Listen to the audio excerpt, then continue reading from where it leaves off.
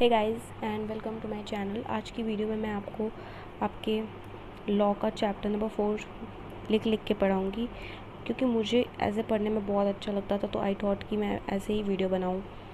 तो चलो I will try कि मैं आपका ये रिवीजन चैप्टर 4 का 3 वीडियो में कवर कर दूँ, ज़्यादा लेंथी नहीं रहेगा video. Okay, so let's get started.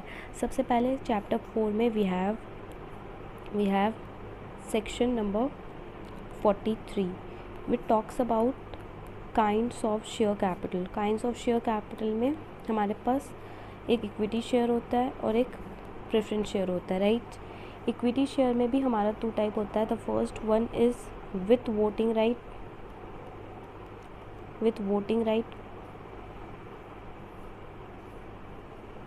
Equity share में भी हमारे पास 2 होता है। एक होता है with voting right. Voting right कौन सा वाला? प्लेन वेनीला बोले तो 10 इक्विटी शेयर है तो 10 वोटिंग राइट अपन लोग को मिलेगी, ठीक है। और अगर इक्विटी शेयर हमारे पास डिफरेंशियल वोटिंग राइट वाला भी होता है, इसमें मान लो हमारे पास 10 शेयर्स है तो हमें 2-3 ऐसे वोटिंग राइट मिलेगी। केस टू केस पे डिपेंड करता है। I am just giving you example, ठीक है। सेकेंड हमारे पास होता है preference share capital. Preference share capital को 2 प्रेफरेंशियल राइट मिलता है। क्या क्या? The first one is payment of dividend, ठीक है। पहला पेमेंट ऑफ डिविडेंड का प्रेफरेंशियल राइट मिलता है। पेमेंट ऑफ डिविडेंड का बोले तो क्या? इक्विटी से पहले इसको डिविडेंड दिया जाता है, हम लोग को पता ही है ये चीज़ तो, है ना। पेमेंट ऑफ डिविडेंड में प्रेफरेंशियल राइट मिलता है, payment of dividend before equity right. Second क्या है? रीपेमेंट भी पहले मिलता है,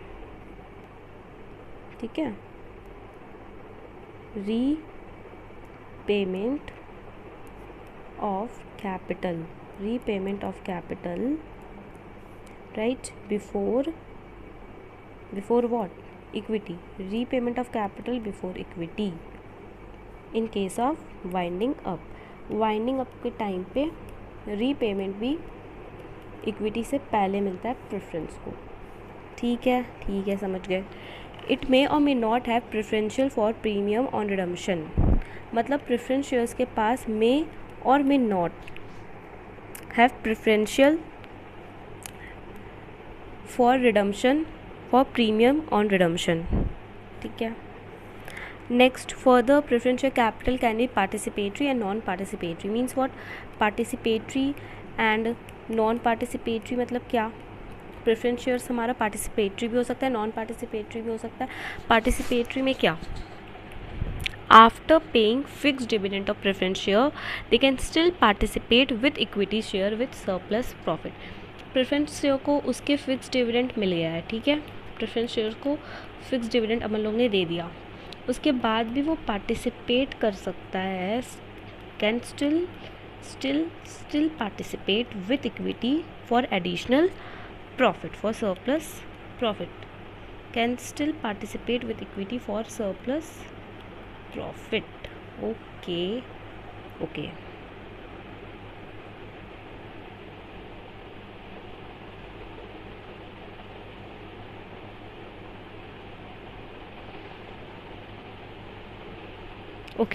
नाउ पार्टिसिपेटरी भी हो सकता है, नॉन पार्टिसिपेटरी भी हो सकता है। Participatory means what? कि वो उसको फिक्स डिविडेंड मिल जाने के बाद भी दे can participate with equity in surplus profit, ठीक है। नॉन पार्टिसिपेटरी में पार्टिसिपेट नहीं करेगा, सिंपल। और फिर हमारा ये तो पहला था। दूसरा पार्टिसिपेटरी में क्या? वाइंडिंग अप के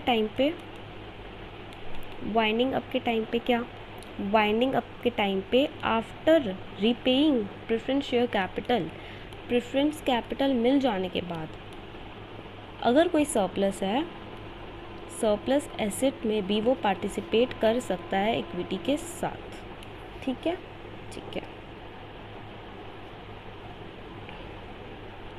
अगर कोई सरप्लस है तो वो सरप्लस प्रॉफिट में भी, मींस पहले तो फिक्स्ड डिविडेंड मिल जाने के बाद प्रेफरेंस शेयर पार्टिसिपेट कर सकता है इक्विटी के साथ। किस चीज़ में? सरप्लस प्रॉफिट में। सेकेंडली पार्टिसिपेट कर सकता है वाइंडिंग अप के टाइम पे, ठीक है। वाइंडिंग अप के टाइम पे कैसे, वाइंडिंग अप के टाइम पे पार्टिसिपेट कर सकता है प्रेफरेंस शेयर कैपिटल, उसको उस प्रेफरेंस शेयर कैपिटल को, मतलब प्रेफरेंस शेयर होल्डर को प्रेफरेंस कैपिटल तो उसका मिल गया, उसके बाद they can participate with equity for additional for surplus assets. Next, condition to issue shares with differential right, ठीक है। डिफरेंशियल राइट मैं आपको बता दी। डिफरेंशियल राइट क्या होता है कि मान लो मेरे पास किसी कंपनी के 10 शेयर्स है और वो 10 शेयर्स के बदले मैं सिर्फ 5 वोट ही कर सकती हूँ, that is differential right. Okay okay, next, क्या क्या कंडीशन है डिफरेंशियल राइट इशू करने के लिए, क्या क्या कंडीशन होना चाहिए। डिफरेंशियल वोटिंग राइट वाले शेयर्स को इशू करने के लिए क्या क्या कंडीशंस होने चाहिए, क्या क्या कंडीशंस होने चाहिए। देखो, सबसे पहले एओए तो ऑथराइज करना ही करना चाहिए, राइट।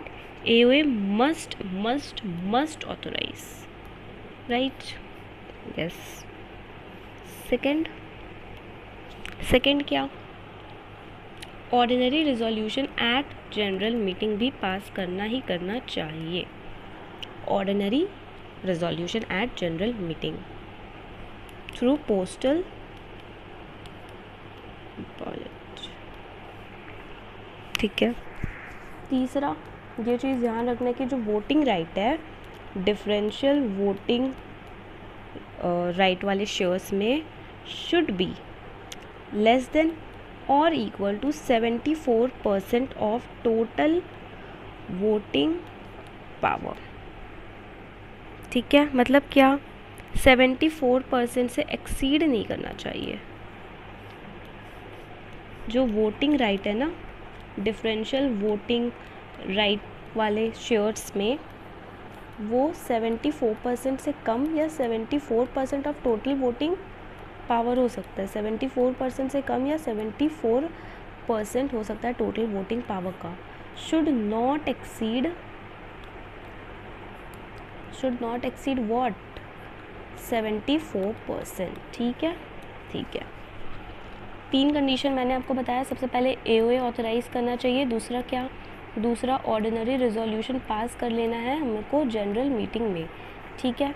उसके बाद तीसरा क्या बताया मैंने, voting power should not exceed 74% of total voting power. ये 3 कंडीशन मैं आपको बताई। अभी 4th कंडीशन पे जंप करते हैं। 4th कंडीशन में बोलता है कि company should not be defaulted. क्या चीज़ में डिफ़ॉल्ट नहीं करा होना चाहिए, 3 प्रीसीडिंग फाइनेंशियल ईयर में कंपनी को डिफ़ॉल्ट नहीं करा होना चाहिए। मतलब कंपनी तूने डिफ़ॉल्ट ना किया हो, ध्यान में रखना, तूने डिफ़ॉल्ट नहीं किया होना चाहिए। इधर लिखते हैं,